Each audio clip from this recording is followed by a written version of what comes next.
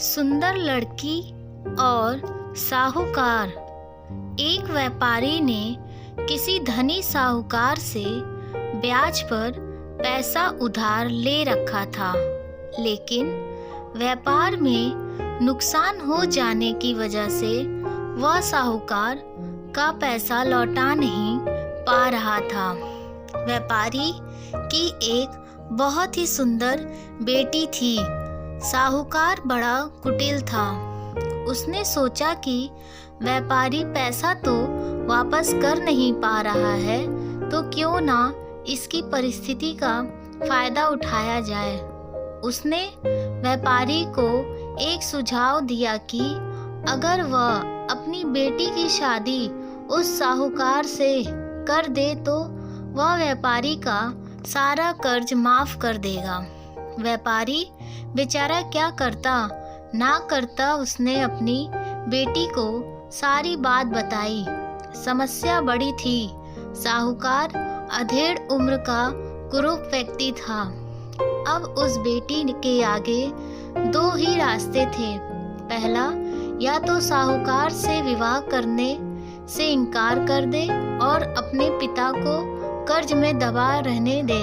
दूसरा, साहूकार से खुशी से विवाह कर ले ताकि उसके पिता स्वतंत्र से रह सके।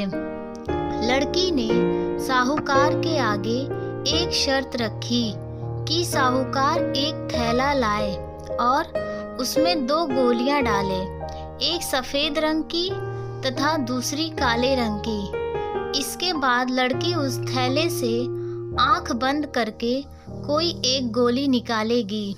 गोली अगर काली निकली तो लड़की साहूकार से विवाह कर लेगी और उसके पिता का कर्ज माफ कर दिया जाएगा।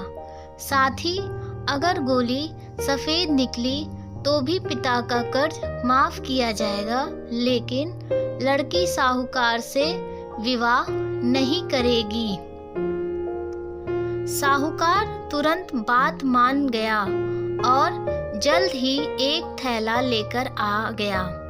अब वह जब थैले में गोलियां डाल रहा था तो लड़की ने देखा कि साहूकार ने चालाकी से दोनों गोली काली ही थैली में डाल दी है।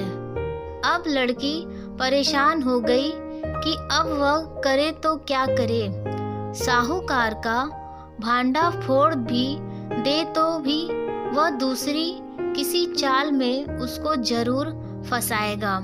लड़की कुछ सोचकर आगे बढ़ी और उसने थैले में से एक गोली निकाली और गोली बाहर निकालते ही उसे हाथ से छोड़ दी, जिससे गोली नाली में जा गिरी।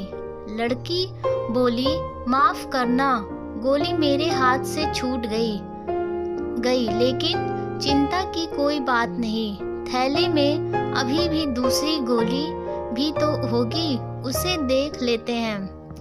अगर गोली काली निकली तो मैंने सफेद गोली उठाई होगी और थैले में गोली सफेद निकली तो मैंने काली गोली उठाई होगी।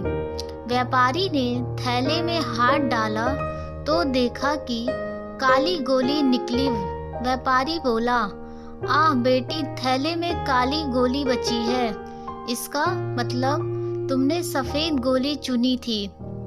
साहूकार बेचारा बोलता भी क्या, अगर बोलता तो चोरी पकड़ी जाती। इस प्रकार पिता का कर्ज भी माफ हो गया और बेटी ने अपनी रक्षा भी कर ली।